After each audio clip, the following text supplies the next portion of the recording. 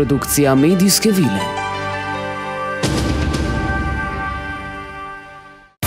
Dnevni tednik. Prve in zadnje vesti. Z vami vsak dan v sredo ob pravi uri. Danes. Policija napoveduje vroče poletje. Cepljenje povzroča sovraštvo do varovanja okolja. Gastropolitiziranje. Who the fuck is Alice? In Oh Betty.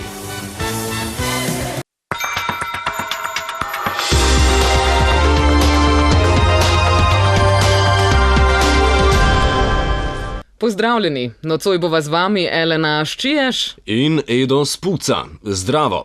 Svetovni splet je še vedno na nogah zaradi novega napada na otoku. Tokratni storilec je udaril kar 2-krat zaporedoma. Star je 32 let in po državljanstvu na Madeiri rojen Portugalec. Bori se, kot pravi, za državo in za kralja. Prijatelji pa ga poznajo po ljubkovalnem imenu Kristinca. Če ste ga kje videli, je najverjetneje oblečen v belo barvo, vendar se mu ne približujte. Od blizu izloča velikanski oblak vonja po kozmetičnih pripravkih. Od manj pa še k bolj prijetnim vonjavam, oziroma k vonju po hrani. Znanost in tehnika.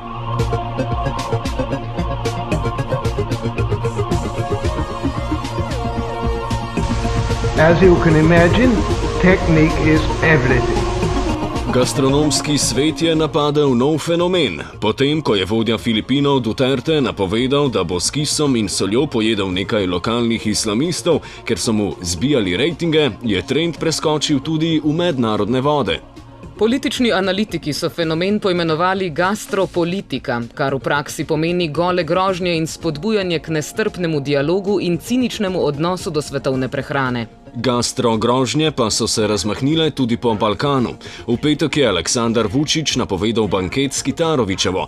Ta pa je po diplomatski pošti napovedala, da se bo posladkala z našim predsednikom Pahorjem. Za pravcati medijski vihar pa je poskrbel premier Cerar, ki hoče iz zmrznjenega predsednika PS Jankovića narediti ledeno solato.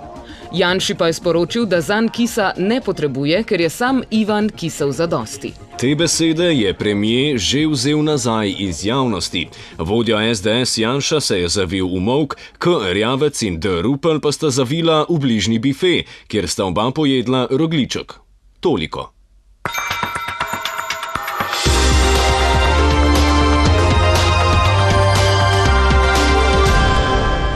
Ker po setvenem koledarju prve kumare začnemo trgati šele začetek julija, se lahko danes pobahamo še z nekaj novicami. Pred nami je poročilo iz Ljubljanskega tedna mode.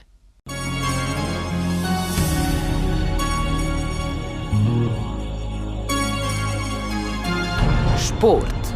And is threatening to pervert an entire generation.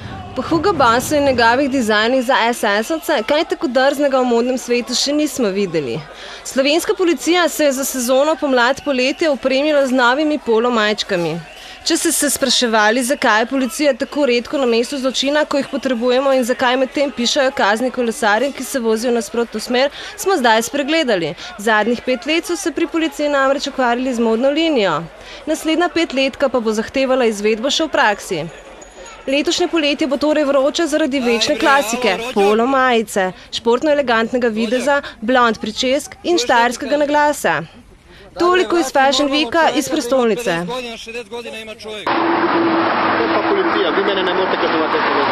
Kaj zdaj mala? Čujem, da bo letos štajerščina in. No, če bi dobro pogledal kakšno slovensko sinhronizacijo, bi že vedel, da je štajerski naglas vedno uporabljan samo za debile, trape. No, preden pa zaključimo z našimi novicami, poglejmo še vzhodneje. Nekateri se sprašujejo, če ni do novih vremenskih neugodnosti prišlo zaradi plemenskih plesov in zvokov, ki so čez vikend prihajali iz zasavske Vašhave. Poglejmo. Verski program. Medtem ko nekateri javnost še vedno zavajajo s trditvami, da je precepljenost nujna za kolektivno imunost, se je spet izkazalo, da tisti, ki niso bili cepljeni, ne verjamejo v vremenarske laži. Tako je Žalec pretekli vikend doživel nenadno temperaturno spremembo, s katero je NATO zločinsko napadel domačih mev s pomočjo vsem znanih chemtrailov. Temperatura je tako iz 30 stopinj padla tako nizko, da je z neba padal led v obliki krogel, česar do sedaj še nismo videli. Zvezo NATO je najel in plačal nihče drug kot Heineken, ki namerava uničiti ves hmev in ga nadomestiti z gensko spremenjeno koruzo. Arso pa se medtem raje ukvarja z lažmi v Kemisu in prikrivanjem ostalih 100 nevarnih lokacij, opozarjajo zaskrbljeni okoljevarstveniki in onebogledci. Zločinci z vremenom so torej čez vikend zmagali bitko z vremenom. Najprej bo padla Rusija, nato bo ponovno padlo opozorilo našim kmetom, ki so kot druga žitnica Evrope v resni nevarnosti. Kdaj se bomo končno streznili? Preden boste danes zaprli oči, ne pozabite, da vas vedno nekdo pazi. In vas opazuje. Za našo varnost in za lep preostanek dneva vas prepuščamo še obetim. Posrečno. Zdaj pa obeti.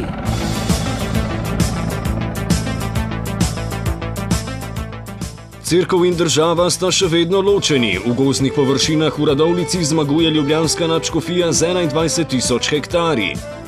Sestrična od hčerke, od prijateljice bratranca, od tete iz drugega kolena po materini strani, ki je soseda od prijatelja od bivšega fanta nekdanje služkinje Melanie Trump, je včeraj rodila zdravo deklico Tatjano. Instagram je na nogah. Na TV Slovenija 3 pomotoma predvajali Igro prestolov na mesto zasedanja državnega zbora. Zaradi podobnosti menjave ni opazil nihče. Čudili so se visokemu nivoju diskurza. Nova 24 TV prejela laskavi naziv za najbolj nesmiselen stavek leta. Citiramo: Antifašistični džihadisti oziroma partizani so 23. maja 1942 v hiši velikolaškega župana Paternostra umorili 3 mlade Slovenke stare od 17 do 20 let. Kaj so potem počele? Kotiček za samske. Na prvem zmenku pokažite, da ste šibke in rabite pomoč. Na drugem zmenku skupaj obiščite terapeuta. Sponzor oddaje je varnostna služba Stinger, ker je napad najboljša obramba. Produkcija medijske vile. Dnevni tednik. Z vami vsak dan v sredo ob pravi uri.